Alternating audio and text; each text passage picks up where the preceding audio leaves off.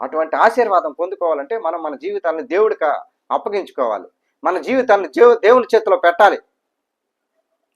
మనకు ఏ సమస్య ఉన్నా దేవుడిని అడగాలి. మనం ఏది ప్రారంభించినా దేవుడిని అడగాలి. మనకి ఎందులో భయం ఉందో దేవుణ్ణి అడగాలి. దేన్ని చూసి మనం భయపడతానో దాని విషయం మనం దేవుణ్ణి అడగాలి. దేవుడు మనకు సజెస్ట్ చేస్తాడు, సలహా ఇస్తాడు, నడిపిస్తాడు, చక్కటి మార్గాన్ని ఏర్పరుస్తాడు. అందుకని మనం ప్రతి దినము దేవుణ్ణి ప్రార్థనలో మనకు ఉండేటటువంటి అవస్థలు ఏమున్నాయో, అవసరతలు ఏమున్నాయో ఆయనకి తెలియపరచాలి. మన భయాలు ఏవైతే ఉన్నాయో ఆయనకి తెలియపరచాలి. సమూయేలుకి సలహా ఇచ్చాడు కదా, ఒక పెయ్యిని తీసుకుని పోయి బలి అర్పణకు వచ్చానని చెప్పు అనని. అలాగే నీకు కూడా చక్కటి సలహా ఇస్తాడు. నీ జీవితాన్ని చక్కదిద్దేవాడు, నీ జీవితాన్ని బాగుపరచడానికి, నీ జీవితాన్ని ఉన్నతంగా దిద్దడానికి దేవుడు నీకు కూడా చక్కటి సలహాను ఇస్తాడు. అటువంటి సలహా నువ్వు పొందుకోవాలని అంటే ముందు నువ్వు ఆయన్ని అడగాలి. ఇది నాకు ఎలా సాధ్యం అని. అలా అడగకపోతే దేవుడు కూడాను గమ్మునే ఉంటాడు. సౌలుకి ఆ సంపదను చూశాడు. సంపదనంతా చూసి ఏమన్నా అనుకున్నాడు, బలహీనపడ్డాడు. ఇదంతా నేను సొంతం చేసుకుంటే బాగుండే, దీన్ని చంపేయటం కంటేను పెంచుకుంటే బాగుండే అని అనుకున్నాడు. అంతేగాని ఇట్లాంటి సంపద నాకు ఇంకా కావాలి అని అడుగుంటే బహుశా ఇచ్చేవాడేమో దేవుడు. అడగలేదు అక్కడ ఆయన. దేవుణ్ణి అడిగి ఉండట్టే అంతకు మించిన సంపద, అంతకు మించిన బంగారం, అంతకు మించిన విజయాలు ఇచ్చేవాడేమో. ఇవేవి కాకుండా ఆయన తన సొంత నిర్ణయాలు తీసుకొని ఇజ్రాయేలీ జనాంగానికి రాజుగా ఉండకుండా మిగిలిపోతూ ఉన్నాడు. ఈ రోజున మనము కూడా మన సొంత నిర్ణయాలు కాదు, దేవుని నిర్ణయం ఏదై ఉన్నదో తెలిసి మనకుండేటువంటి అవసరాలు, అవస్థలు అన్నీ ఆయన ముందర పెడితే ఆయనే మనల్ని ఆదుకుంటాడు, ఆయనే మనల్ని ఆశీర్వదిస్తాడు, మంచి సలహాలు ఇచ్చి మనల్ని నడిపిస్తాడు, విజయ తీరాల వైపు నడిపిస్తాడు. ఇక్కడ సమూయేలు అదే చేశాడు. ఈ మొక్క సౌలుకి తెలిస్తే నన్ను బతకనిస్తాడా అని అంటే దేవుడు చక్కటి సలహా ఇచ్చి ఆయన్ని బెత్లెహేమునకు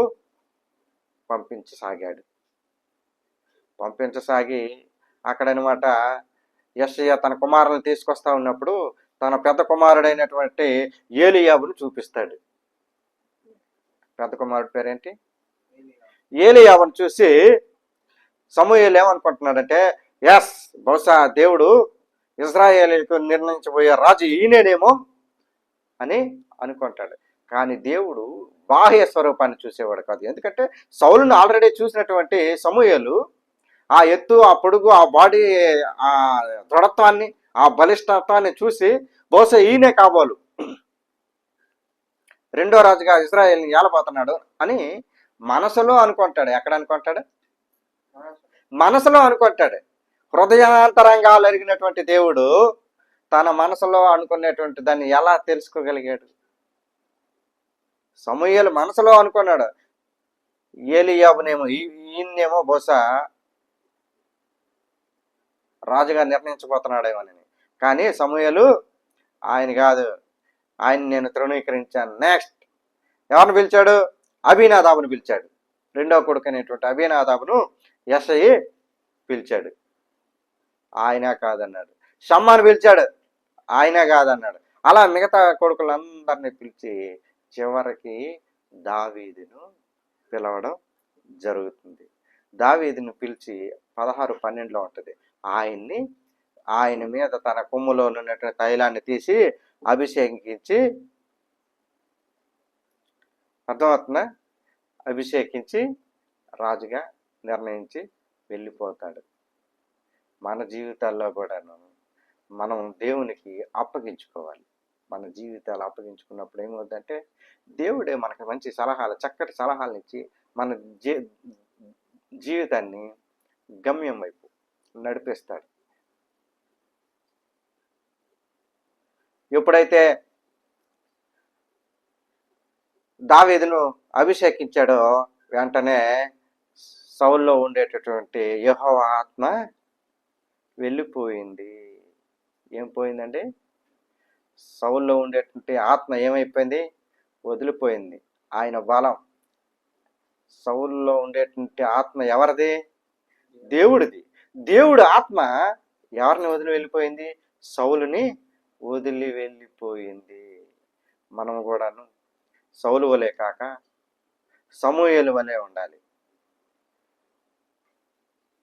మనం సౌలు వలె కాకుండా సమూయేలుని పోలి నడుచుకోవాలి. సమూయేలు చిన్నప్పటి నుంచి దేవుణ్ణి చూసినవాడు, దేవుని విషయాల సంగతులు తెలిసినవాడు కాబట్టి ఆయన అంతరంగం ఏమున్నదో సమూయేలుకు పూర్తిగా అర్థమైంది. ఎప్పుడైతే సౌలు దగ్గర నుంచి దేవుని ఆత్మ పోయిందో ఇక సౌలుకి దురాత్మ దేవుడు పంపించడం, మామూలు ఆత్మ, మనుషులకు కలిగేటటువంటి ఆత్మ, దురాత్మ రావడం ప్రారంభించుద్ది. ఇదంతా వేరే చాప్టర్. ఆ రకంగా దేవుడు దావీదును అభిషేకించాడు. ఆ రాజు దగ్గరికి వెళ్ళడానికి సమూయేలుకి ఆ రకమైనటువంటి సలహా ఇచ్చి నడిపించాడు. సౌలు చేసేటటువంటి అకృత్యాలు ఏవైతే ఉన్నాయో, ఆ అన్యాయపు పనులు, దేవుని ధిక్కరించడం, దేవుని మాటను కాదని తన ఇష్టానుసారంగా నడుచుకోవటం, తనకు కావాల్సింది దానికోసం దేవుణ్ణే విడిచిపెట్టేయటం వల్ల చివరికి ఏమైపోయినాడు? రాజు నుంచి ఇజ్రాయేలీయుల ప్రజల్ని ఏలకుండా అయిపోతా ఉన్నాడు. మన జీవితాల్లో కూడాను, మన జీవితాల్లో మనం దేన్ని బట్టి దేవునికి దూరం అయిపోతా ఉన్నాం? మనం ఏ విషయంలో దేవునికి దూరంగా ఉంటా ఉన్నాం? మనం ఏ విషయంలో దేవునికి అవిధేయులుగా ఉంటున్నాం? ఆలోచించుకోండి, సరిదిద్దుకోండి, సరి చేసుకోండి. మీరు సరి చేసుకున్న లేని ఎట్లా దేవుడు కూడా మిమ్మల్ని సౌలును విడిచిపెట్టినట్లు విడిచిపెట్టేస్తాడు. ఆ రోజున నువ్వు ఎంత ఏడ్చినా, ఎంత గోజాడినా, ఎంత ప్రార్థన చేసినా ఫలితం ఉండదు. ఈ చిన్న వాక్యం దేవుడు దీవించును గాక.